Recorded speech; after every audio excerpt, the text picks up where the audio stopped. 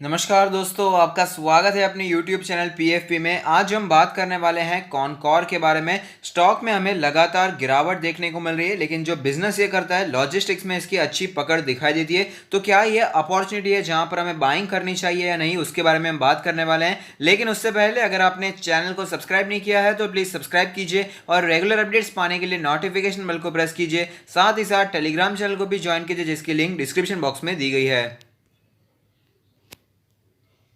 तो आप देख सकते हैं कॉनकॉर एक मिड कैप कंपनी है जिसका मार्केट कैप 21,000 करोड़ के आसपास का है। लास्ट ट्रेडेड प्राइस है 356 रुपीज़, जो कि हमें 2.5% नीचे दिखाई दिया है। अगर बात करें इसके रिटर्न्स के प्रोफाइल के बारे में तो आप देख पाएंगे कि 1 वीक में 4% के नेगेटिव रिटर्न्स देखने को मिले हैं। 1 मंथ के बारे में बात करें तो 11% के नेगेटिव रिटर्न्स देखने को मिले हैं। 1 ईयर के बारे में बात करें तो 43.6% के नेगेटिव रिटर्न्स यहाँ पर देखने को मिलते हैं। लॉन्ग टर्म 5 ईयर्स के बारे में बात करें तो भी अच्छा परफॉर्मेंस हमें यहां पर दिखाई नहीं देता है। 27.87% के नेगेटिव रिटर्न्स हमें यहां पर देखने को मिलते हैं। की मैट्रिक्स के बारे में बात कर लेते हैं। आप देख पाएंगे सेक्टर का पी रेशियो है 26.93, जबकि यहां पर कॉनकॉर का जो पी रेशियो हमें दिखाई देता है वो है 53.66। तो आप देख पाएंगे यहां पर हमें क्लियरली प्रीमियम वैल्यूएशन दिखाई देता है। अगर बात करें प्राइस टू बुक रेशियो के बारे में तो वो है 2.13, जबकि सेक्टर का प्राइस टू बुक है 2.73। तो यहाँ पर सेक्टर के मुकाबले हमें सस्ता दिखाई दे रहा है। अगर बात करें डिविडेंड यील्ड के बारे में तो 1.01% की डिविडेंड यील्ड हमें यहाँ पर दिखाई देती है। सेक्टर की डिविडेंड यील्ड है 1.43%। यहाँ पर कंपनी के प्रोफाइल के बारे में बात करें तो जैसे कि आपको पता है container corporation of India limited नाम से ही पता चलता है is engage in transportation of containers and handling of containers. The company is also engaged in the operation of logistic facilities, container freight stations and private freight terminals. तो यहाँ पर अगर बात करें इसके फाइनेंशियल ट्रेंड के बारे में तो आप देख पाएंगे हमें यहाँ पर फाइनेंशियल ट्रेंड में एक झटका लगता हुआ नजर आता है। 2019 तक सब कुछ यहाँ पर अच्छा चलता हुआ नजर आया था। यहाँ पर हमें प्रॉफिट और रेवेन्यू दोनों ही एक साथ ऊपर जाते हुए नजर आ रहे थे। लेकिन 2020 की अगर बात करें तो रेवेन्यू में एक डिप देखने को मिला और प्रॉफिट में तो बहुत ही ज़्यादा गिरावट हमें यहाँ पर देखने को मिली। अब देख पाएंगे 1.22 थाउजेंड करोड़ का 2019 में प्रॉफिट, 2020 में 0.4 थाउजेंड करोड़ का यहाँ पर हमें प्रॉफिट होता हुआ नजर आया था। तो सीधे सीधे हमें पता चलता है कि यहाँ पर प्रॉफिट में काफ़ी ज़्यादा गिरावट देखने को मिल रही है। शेयर में भी काफ़ी गिरावट देखने को मिल रही है। उसका रीज़न क्या है वो भी हम डिस्कस करने वाले हैं। कुछ फाइनेंशियल स्टेटमेंट्स यहाँ पर पढ़ लेते हैं। अब देख पाएंगे इंडस्ट्री की रेवेन्यू ग्रोथ है 2.42%, जबकि कॉनकॉर की है 1.35%। अगर बात करें मार्केट शेयर के बारे में तो पिछले 5 सालों में मार्केट शेयर कम हो गया है। 16.22% से कम होकर 15.39% हो चुका है। लेकिन ओवरऑल अगर बात करें तो 15% का मार्केट शेयर किसी एक इंडस्ट्री में होना कोई कम बात नहीं होती है, ये तो हमें पता ही है। अगर बात करें यहाँ पर इसका ग्रोथ व्यू तो आप देख पाएंगे एनुअल ग्रोथ व्यू में हमें पता चलता है कि यहाँ पर जो सिचुएशन है काफ़ी ज़्यादा उबड़ खाबड़ हमें देखने को मिल रही है। सिचुएशन यहाँ पर स्मूथ ऐसा ऊपर ही हमें यहाँ पर सारी सिचुएशन देखने को मिल रही है, ऐसा बिल्कुल भी नहीं हुआ है। और इसीलिए हमें यहाँ पर स्टॉक भी पिछले 2-3 सालों से कुछ यहाँ पर स्ट्रगल करता हुआ नजर आता है। जैसे कि हमने देखा कि पिछले 5 सालों में कैसा परफॉर्मेंस रहा है, तो वहाँ पर भी कोई ज़्यादा तेज़ी पिछले 5 सालों में देखने को नहीं मिल रही है। और उसके बाद तो कोरोना वायरस की वजह से क्रैश भी देखने को मिला, इसलिए स्टॉक नीचे भी आया था।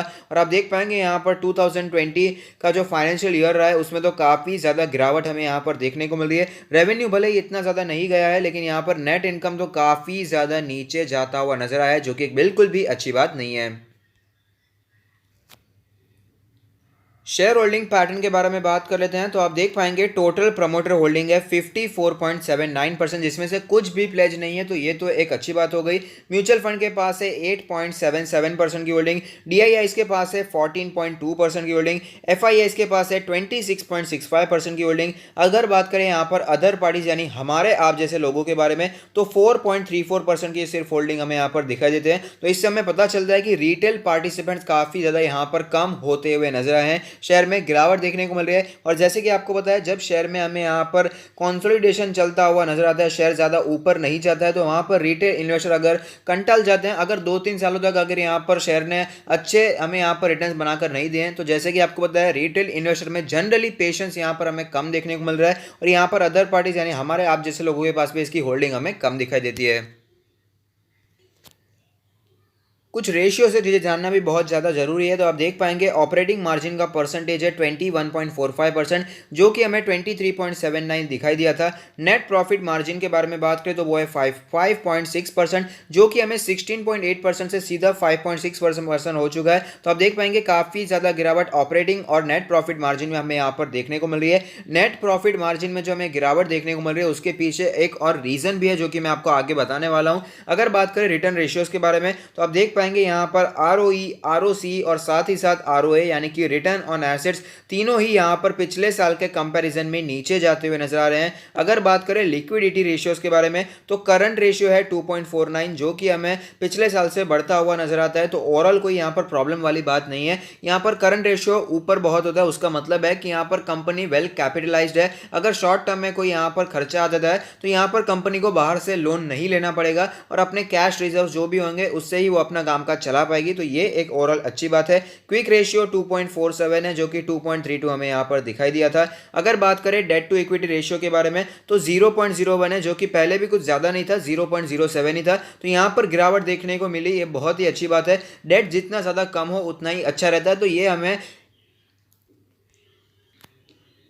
कॉन्फिडेंस में लेता है कि यहाँ पर हम इन्वेस्टमेंट करने के बारे में एटलीस्ट सोच सकते हैं। और फिलहाल की सिचुएशन आप सभी को पता है, यहाँ पर कर्जा जितना कम हो उतना ही अच्छा होता है। इंटरेस्ट कवरेज रेशियो 30.46 है, जो कि 253.14 था। तो यहाँ पर काफ़ी ज़्यादा गिरावट देखने को मिल रही है, जो कि एक अच्छी बात नहीं है। ये सारे रेशियोज क्या है, अगर आपको समझ में नहीं आते तो कोई भी चिंता करने की जरूरत नहीं है। फंडामेंटल एनालिसिस की सीरीज ऑलरेडी बन चुकी है, उसे आप विजिट कर सकते हैं। सारी चीज़ें आपको एकदम सरल भाषा में पता चल जाएगी।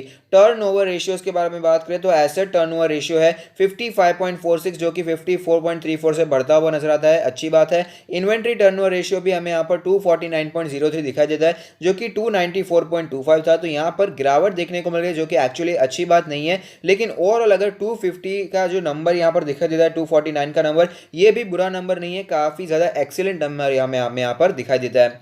अगर बात करें ग्रोथ रेशियोज के बारे में तो 3 ईयर CAGR सेल्स 2.54 हो चुका है, यहाँ पर काफी गिरावट देखने को मिल रही है।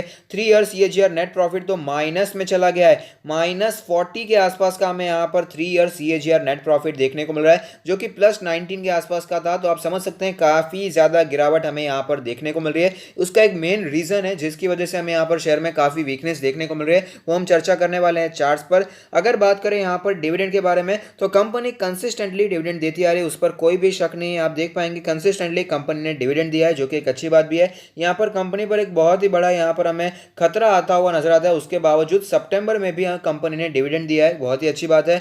अगर बात करें बोनस के बारे में तो 2008 में 1:1 का बोनस हमें देखने को मिला था, 2013 में 1:2 का बोनस, 2017 में 1:4 का बोनस, 2018 में 1:4 का बोनस। तो आप समझ सकते हैं कि यहाँ पर हमें अच्छे खासे बोनस देखने को मिल रहे हैं। और अगर बात करें स्प्लिट्स के बारे में तो ओल्ड फेस वैल्यू थी 10 रुपीज़ पर इक्विटी शेयर, और फिलहाल जो फेस वैल्यू चल रही है वो है 5 रुपीज़ पर इक्विटी शेयर। हमें यहाँ पर 2018 में स्प्लिट भी देखने को मिला था। तो आप देख पाएंगे 2017 में, 2018 में तो यहाँ पर बोनस भी और स्प्लिट भी देखने को मिला। तो अच्छी बात है, कंपनी वहाँ पर अच्छा कंसोलिडेशन दिखा रही थी, ग्रोथ दिखा रही थी। इसी के कारण कंपनी बार बार हमें स्प्लिट देती हुई, हमें यहाँ पर बोनस देती हुई नजर आ रही थी। तो अब चलते हैं चार्ट्स पर, वहाँ पर कैसी सिचुएशन बनी हुई है उसके बारे में भी बात कर लेते हैं। तो आप देख सकते हैं हम कॉनकॉर के ऑल टाइम चार्ट पर आ चुके हैं, जहां पर हमें पता चलता है कि इसमें अच्छी खासी हमें तेजी देखने को मिल रही है। बाद में गिरावट देखने को मिली थी, फिर से तेजी देखने को मिली, फिर से हमें यहां पर गिरावट देखने को मिली। उसके बाद अच्छी खासी भयंकर तेजी हमें देखने को मिली थी, 600 के आसपास जाता हुआ नजर आया था। 100 रुपीज़ के लेवल से, 150 के लेवल से यह हमें 600 के आसपास जाता हुआ नजर आया था। उसके बाद वापस गिरावट देखने को मिली, लेकिन स्टॉक ने अपने आप को संभाल लिया था और आप देख पाएंगे वापस हमें यहाँ पर कॉन्सोलिडेशन का जोन चलता हुआ नजर आया था। 2017-18 के समय में ही हमें यहाँ पर कॉन्सोलिडेशन देखने को मिला, जब यहाँ पर काफी बोनस स्प्लिट भी हमें यहाँ पर अनाउंस होते हुए नजर आए थे। लेकिन उसके बाद जैसे कि आपको पता है मार्केट में क्रैश देखने को मिला, तो 600 प्लस के लेवल से स्टॉक हमें यहाँ पर नीचे आता हुआ नजर आया था। 280 के आसपास स्टॉक ने सपोर्ट लिया और उसके बाद तेजी भी अच्छी दिखाई थी, रिकवरी करने की पूरी कोशिश हमें यहाँ पर दिखाई दी थी। 450 के आसपास स्टॉक ऑलरेडी पहुंच चुका था, 450 460 के आसपास स्टॉक पहुंच चुका था, 480 के आसपास पहुंच चुका था। लेकिन उसके बाद वापस हमें यहाँ पर गिरावट देखने को मिल रही है। तो इस गिरावट के पीछे का बड़ा रीजन है, जो कि मैं आपको आपको बताना चाहता हूँ, जो मैंने आपको पहले भी यहाँ पर बताया है। आप देख पाएंगे इस दिन हमें कुछ ज़्यादा ही गिरावट देखने को मिली थी, तब इसके क्वार्टर रिजल्ट्स यहाँ पर अनाउंस हुए थे। तो क्वार्टर रिजल्ट्स तो ऑफकोर्स बुरे ही थे, जब आपको बताइए क्वार्टर 4 के रिजल्ट सबके बुरे ही आए थे, लेकिन यहाँ पर एक बड़ा चेंज आता हुआ नजर आया था, जिसकी वजह से यहाँ पर तकरीबन, मुझे एग्जैक्ट फिगर तो याद नहीं है, लेकिन 10-15% के आसपास की गिरावट एक ही दिन में हमें देखने को मिली थी। तो उसका रीजन मैं आपको बताना चाहूंगा, जो मैंने ऑलरेडी आपके साथ एक दो बार शेयर भी कर लिया है, जो है लैंड लाइसेंस फी में एक चेंज देखने को मिला था। अब ये लैंड लाइसेंस फी क्या है वो मैं आपको बताना चाहूंगा।